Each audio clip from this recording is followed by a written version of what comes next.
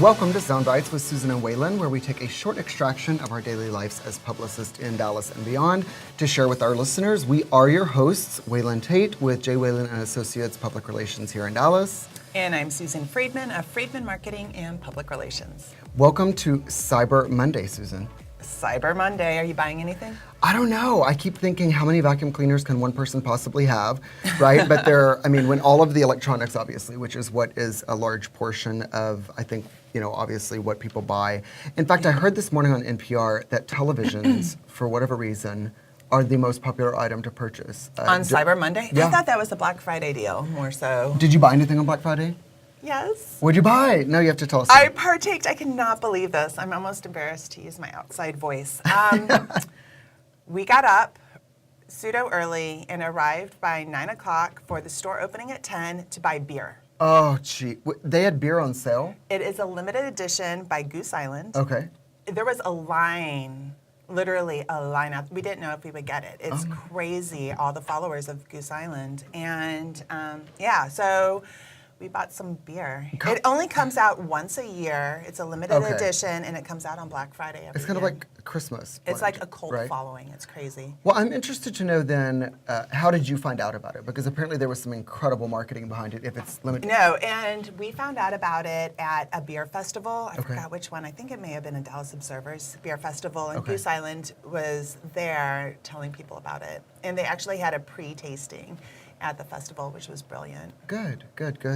I am actually going to purchase something today. I don't know if there'll be a huge discount for it, but I hired a new employee last week. Congratulations, you need it, yes, for sure. It's he is going to be, I think you may know him, Sean Charles. Yeah. So I hired Sean, and he's going to primarily be an associate PR person, but really driven in content creation. So we have so many upcoming campaigns. He really is, in all of his craziness, got a brilliant mind as far as development. Yeah, kind of stuff. he's definitely a creative soul. So I'm really excited. So obviously I need to buy some new computers. At some point, Susan, we really so are going to... that's what I need, especially after my Apple episode last week or 2 weeks ago. Yes, I need a new computer. So they have kind of like corporate incentives, right? So I have an account with Apple, and you do get a fairly considerable discount. And they also have kind of like this amortized lease program where you can get new computers every 3 years. I should have sold you my computer. I know, you should have. No kidding. Did you end up giving it back?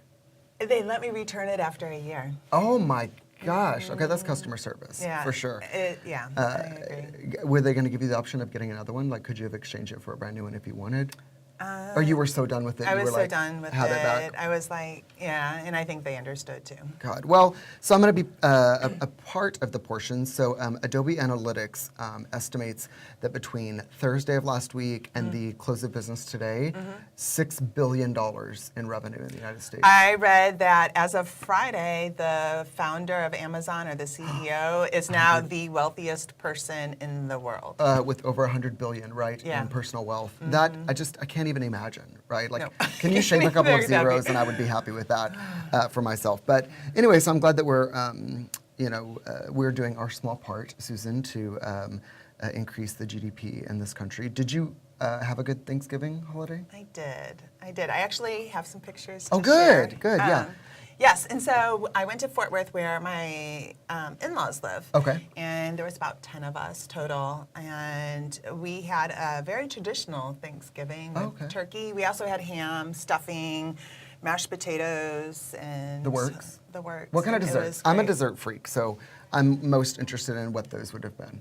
We had pumpkin pie and pecan pie. Oh, pecan Choice is my of. favorite. Like, No, I'm so sorry. So this is the week before I was craving pumpkin pie and pecan pie, and they had it at a grocery store where you could buy half and half, like as nice. one whole one. Okay. So I bought that. No, they had apple pie and pumpkin pie. oh God, Yes, so- I'm a glutton for pecan pie, as it shows. But it I was love the it was pie. really good. Yeah. I had a much smaller kind of Thanksgiving get together just with friends, a couple of friends, and just drinks. And I don't know if I Did you had host a it? turkey. No, I went to another friend's Okay. place. I would like to be a better host this year. That's going to be part of my resolutions in 2018. But no, I spent it with some friends. But it was nice. And now it's. Friends are family sometimes. But it's hard to get back into work mode, right? It's Monday, and you come off of a 4 or 5 day weekend. I did give my employees off for 2 days, did not make them come back on Friday, primarily because the building was closed. Otherwise, they would have been at work. But now it's like the work doesn't end, right? Right. Like, especially I at this took time. Wednesday and Friday off. I started working on Wednesday and decided after some emails, and I was like, yeah. You were done. Yeah, I was done. So, yeah, I ended up taking Wednesday and Friday, although I did work on Friday some. Okay. Yeah. Good. No, I noticed because wasn't you sent me official. emails that I saw this morning. So, so what is coming up this week? What do we have going on? So, this coming week, Or I guess we could talk about what's happened previously because I had an exciting weekend. tell me about it. Yeah, What did it you was. do? Well, it was really fun because for whatever reason, being a gay man, I'm very in touch kind of with the pulse on the LGBT community. And so my good friend, Jeff Roos, also known as Jenny P, a big drag queen here in the area, hosted the inaugural drag brunch, which has become kind of like a Dallas thing. I mean, Right. all communities celebrate in this. Never more so than yesterday, they had an inaugural drag brunch at a new venue, kind of new, probably within the past 6 months, called Don't Tell Supper Club downtown on Commerce. Which I've is, driven by it yeah, a 'cause few it's times. close Yeah. to AC Hotel. And so it was incredible. I have to say, I did attend. I attended, funny enough, as a member of the media, I guess you can say, because I have another kind of like side blog called dragstardiva.com. And so I was really wanting to cover it, right? So like, what is the essence of a drag show in a very kind of straight market? Because that's what it was. And I tell you, Susan, I've been to other drag shows in and around Dallas, and this was probably 90% heterosexual couples. And it was Really? really fascinating to see not only, their kind of celebratory mood of being into it. I mean, to drag somebody out of bed. So I have not. I've been to drag dinners, but I haven't been to a drag brunch. So can you explain to me exactly what happens Sure. and what? So it's Is it a basically performance? Is it entertainment, or is it just drag queens? It's kind of like a serving, or what? drag version of dinner theater, right? Okay. So it's preset menus, right? And so you pay one cover. This one was $35, I believe. That's really good. Which includes 3 courses, right? You do have to pay for your drinks, Okay. all the alcohol separately, but they had some really good specials on that as well. I indulged into Bloody Marys myself. But yeah, it's a full show and it's an hour and a half long. Okay. Yesterday they had Wow. 5 performers, including the MC, who is Jenny P, and some really kind of local celebrities. So Crystal Summers is a member of the cast at the Rose Room, which for some of our viewers may know I'm familiar with the Rose Room. is a huge, Yes. and I don't just mean in DFW. I mean it is like a nationally known venue for drag performance, and it resides its own space inside of S4, which is a local gay club, very close to where you and I live on Cedar Springs. But it was a fantastic show, and these couples went in. I mean, it ended with one of the performers did "Rollin'." What is that song? "Rolling," older song. Oh my gosh, I can't believe I can't think of it. Anyways, I wasn't about to start singing. no, me either. Me either. Tina Turner. Okay. Yeah. Yeah. And so you had 12 Tina people, Turner. right? I'll share some Yes. pictures after the show. I didn't have them in time to give it to our wonderful producer to put on the show, but we'll share them on the Facebook afterwards. But it was incredible to see. It's always exciting to see kind of communities collide in a good way. Right. So speaking of that, so we moved 2 years ago now to the Oak Lawn neighborhood. Sure. Along Cedar Springs, which is prominently considered a gay neighborhood. It is. And a lot of gay bars. Let me ask you this. Sure. So my husband wants to check out some of the gay bars. Okay. Is that considered a no-no? Is that welcomed, or is it No. maybe in some, or? I'll tell you this. And I've spoken about this before in some pieces that I've written. There is such a beautiful dynamic between primarily gay men and and straight women, and really that provided kind of a mechanism for the advancements of gay rights. And I say that with all integrity, that straight women probably played the biggest factor in moving us forward. To answer your question, though, no, it is an all-welcoming community, and I think that we've prided ourselves on being just that. Any typical night you go to S4, I just mentioned, the crowd is probably half and half. I'm not really? kidding. Okay. Yeah. I'll tell you that show, the show from the Rose Room, probably every Saturday and Sunday there are at minimum 3 to 5 bridal parties in there. It's just kind of It's more about a celebration. it is. And we than live in it a is, progressive yeah. city, let's be honest. Sure. And not all communities are that, open-minded. But no, so anytime you and your husband, Brian, want to come, I'll be happy to take you out to our clubs. We would love that. Yeah. Yes. Okay, good. So anything happening on your end? We had a good time over the long weekend. There was a new Mezcaleria that opened in do you know what that is? No, Mezcal. I don't. So mezcal is kind of like it's a liqueur coming out of Mexico. Okay.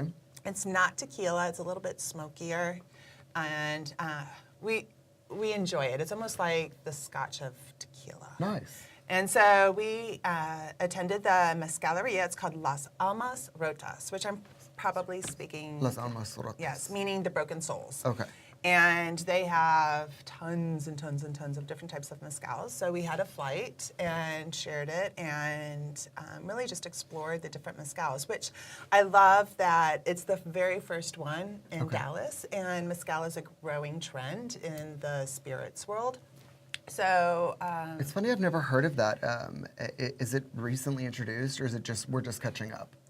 I think we're catching, well, it's been around for hundreds of years, mezcal. Okay. And I think with the big spirits trends and craftsmanship, it's definitely still produced with using horses and clay pots and all that kind of stuff. You know, so it's a very, very old tradition in Mexico. Okay. Part of their Mexican culture that's been around forever. That's great. It's just now being explored more recently in the U.S. Okay, so. good. I'll have to check that out. Yeah, we really enjoyed it though. And then also in the Exposition Fair Park area, we stopped by Craft and Growler. I'm not a huge beer drinker, believe it or not.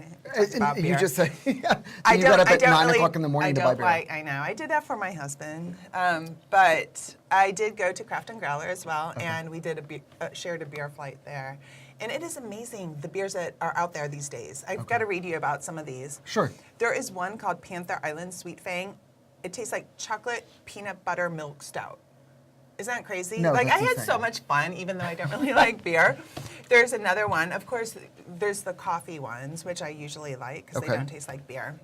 And it's a Prairie Bomb Imperial Stout with espresso, vanilla, ancho chili peppers. Oh, geez. Yeah, it's just fun. Like, I would usually have a couple of sips and then give the rest to my husband. So we had a lot of fun, though, doing it. I've never been to that location. I'm going to have to check that out as well. You really need to go. There's some new restaurants that have opened up over there, too. And I really think that the Fair Park area is, I think we're going to see it in the near future making some changes. Good. I was mentioning the same thing about West Village. You know, I think they're putting the final installment of the high-rise in West Village, and I'm really eager to see, because they've put some incredible spaces, venues on the ground level in these mixed-use developments in West Village. So I'm always excited to see kind of what, and I hope we get some less change and kind of more. It's kind of amazing because West Village is already so built. It's crazy that I think this is the last space that's even available to build. So it'll be interesting to see kind of how that comes up and how people will decorate, right? Because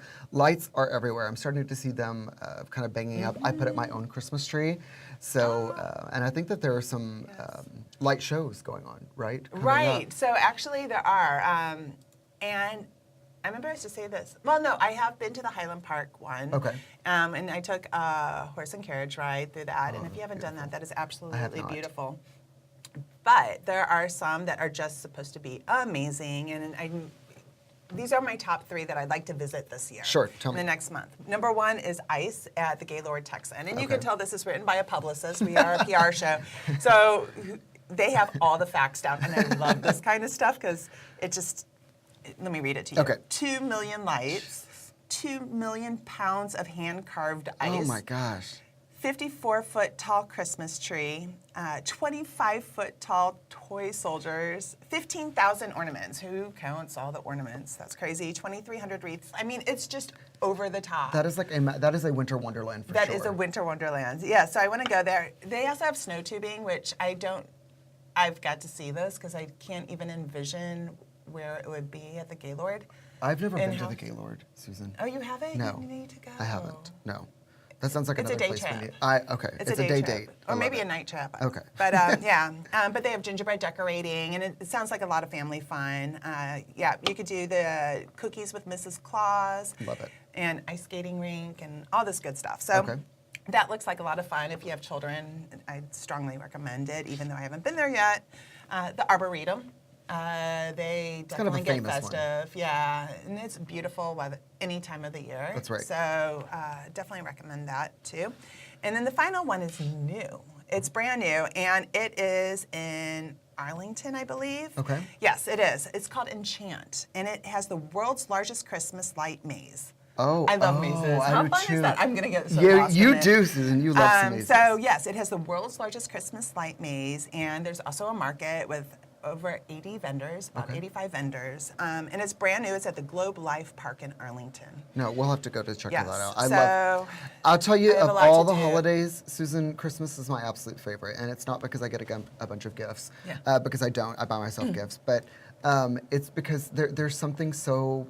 It's the holiday for me that has not lost the romanticism. There's something so beautiful. Even Highland Park Village. Like, I love to go to that Starbucks Yeah. during Christmas because the whole thing is lit in white lights. It It's is just, beautiful. it's romantic, right? Yeah. There's something so serene. It's like the childlike spirit comes out in me whenever I'm around that Aw, kind of that's stuff. so So, you know, but I'm eager every single year for them to put up all of the lights. And I've done the Highland Park tour as well, and it's just phenomenal. Like I can't even imagine paying the light bill Yeah. for some of those I know, places. right? But so I'll have to It's check gorgeous. those out. I'll have to find some friends and go. But there's a lot of other things coming up this week as well.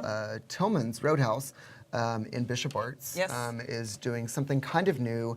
They're calling it, it's a pairing, first of all. It's a wine pairing with like some of the new tapas items that's available on their menu. And they're calling it adult language, like wine. Because, does that mean? Well, their theme is like, the wine is so good that you would call it, that's the insert expletive, right? And so Right. they wanted That's to the obviously bomb. not put, yeah.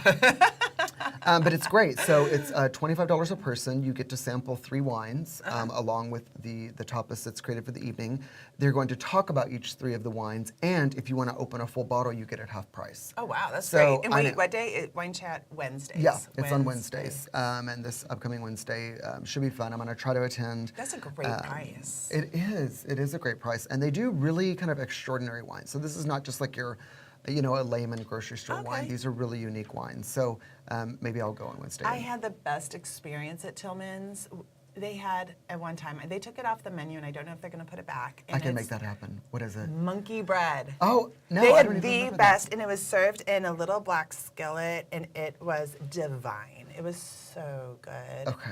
I can We make that happen, actually please. returned back to Tillman's just to get the monkey bread, And it they was had no taken longer it on the off. menu. Yeah. God, the s'mores have become like the thing. Like if you Mm-hmm. Google Tillman's Dallas, you're the first thing that pops up are tons of images on Pinterest of the s'mores. Because they do like, it's like literally s'mores at your table, right? So, and it's all made in-house. The graham crackers are made in-house. Wow. The The graham chocolates crackers are made in-house? Yes, they make everything from scratch. It's really cool. wouldn't But even know where to I'm gonna start. have to talk to Jeffrey Collinger and see if we can get.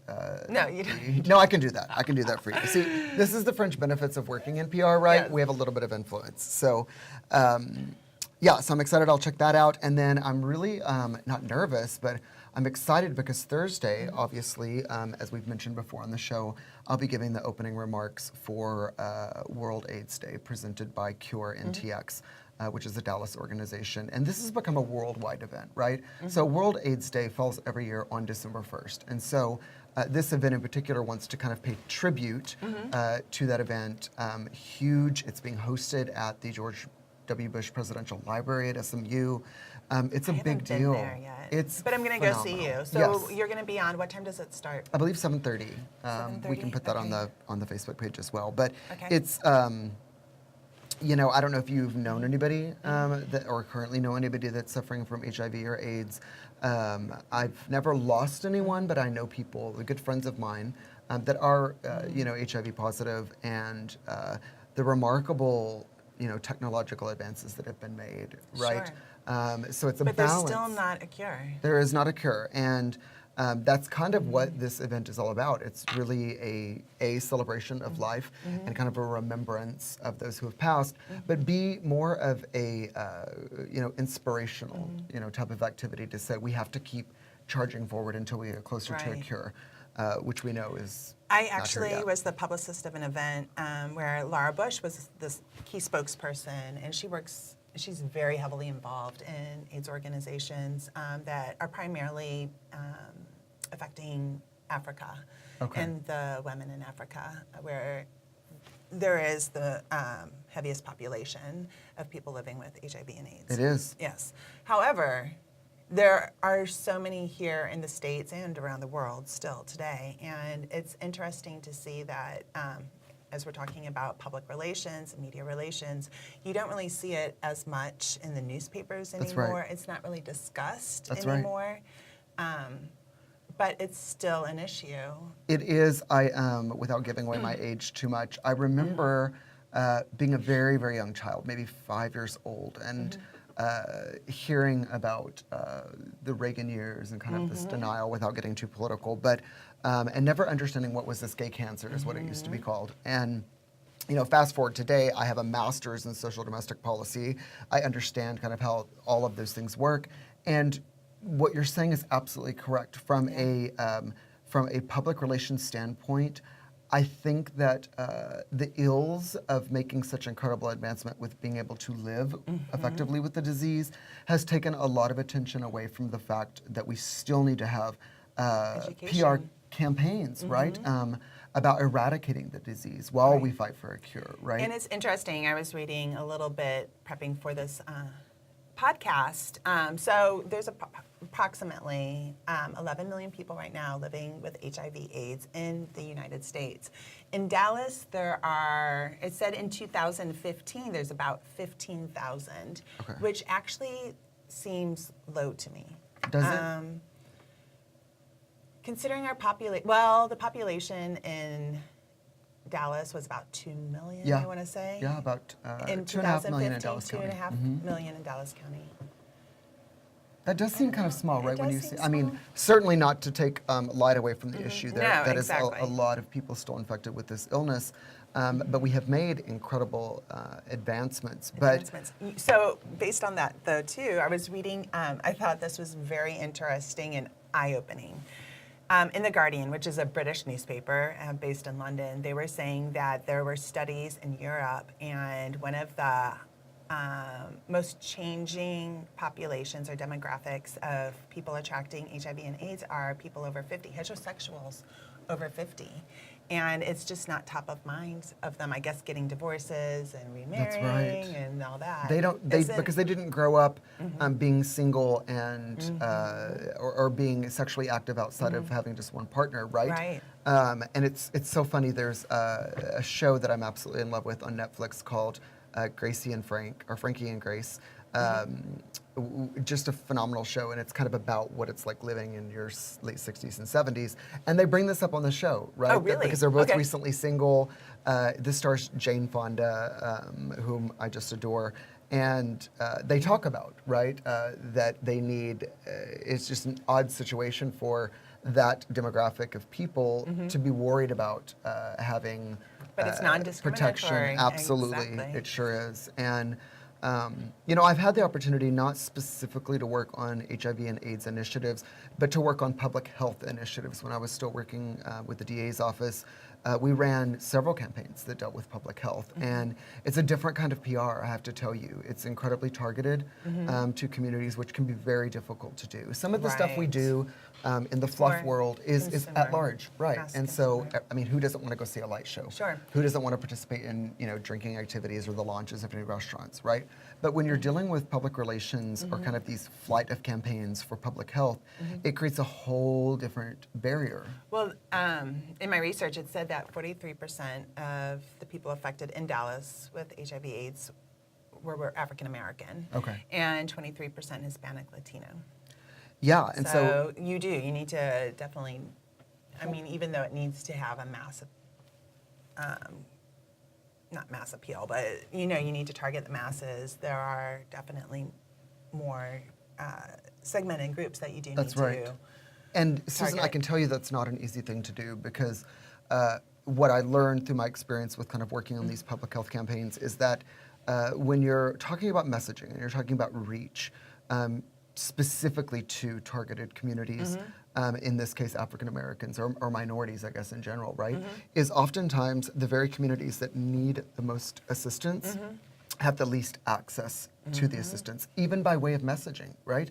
Because we take for granted in many ways that, you and I probably wake up and we read the news, or we go through our check our phone absolutely with the news and alerts. that there are certainly communities that don't have that luxury because they're getting kids ready for school or on their way to their second job, right, to support their families.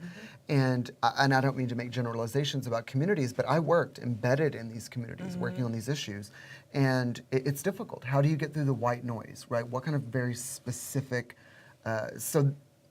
types of campaigns. So we would do things outside of the norm, rather than getting, pieces done in the Dallas Morning News. We would do dart ads that were specifically targeted to certain stops where people That's might smart. be. Yeah, and so you lay over kind of like, you find out where the communities are being affected the most, let's just say in Dallas County, and then you target specific advertising opportunities in those areas. It's a very different kind of PR. Right. Yeah, Interesting. it That's is. interesting. For It sure. is.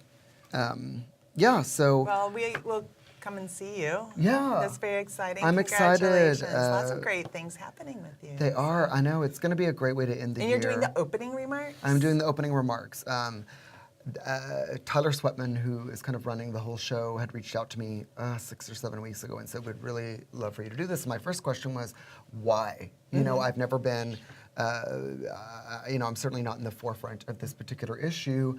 And I think it was because of, some of the bigger kind of educational things that I had worked on in the past. And, he was very complimentary in saying that I was well-versed and spoke well in front of audiences and things of that nature. But I'm excited to do it. And what the pressure, Susan. Oh my gosh, to open a show is not an easy thing to do, especially when you're balancing such heavy subject matter with people in, $4,000 gowns, right? Like how do you, you want to celebrate and, you want to appreciate things, but there has to be some reverence played in the words that you use. So I'm still, scratching out and, making some adjustments. So thank you for going to, that you'll be there and giving me some support for the show. I'll be excited. So we definitely have to thank Critical Launch, one of our sponsors for the show, the go-to resource for all things web development and creative services related. And of course, our favorite hotel downtown. Yes, AC Hotels, which opened on October 13th. You need to check them out. Attend the AC Lounge. We're going to be open on New Year's as well. So Exciting. Yes, visit. Maybe we can make some time to go over there on New Year's. Yes. Yeah, we'll make the Excellent. commitment right now. So I can't believe it. This is our fifth show. Susan, it seems like about 25, but. I'm so excited. I still can't believe we're here. I know. It's We've like, been who wants talking to listen about to this us? for probably 8 months. Yeah, but it's exciting stuff. So our website is almost finished being developed. We're really excited about that. But where can people go? They can absolutely see us across all social media networks, Facebook, Twitter, and Instagram at Susan and Waylon. We'll always, after the show, post some really good updates about the subject matter that we've talked about in the show with lots of beautiful creative imagery and videos and all that kind of good stuff. But I guess until Monday, it's time to sign off. Yep. All right. Thank you very much. Thank you.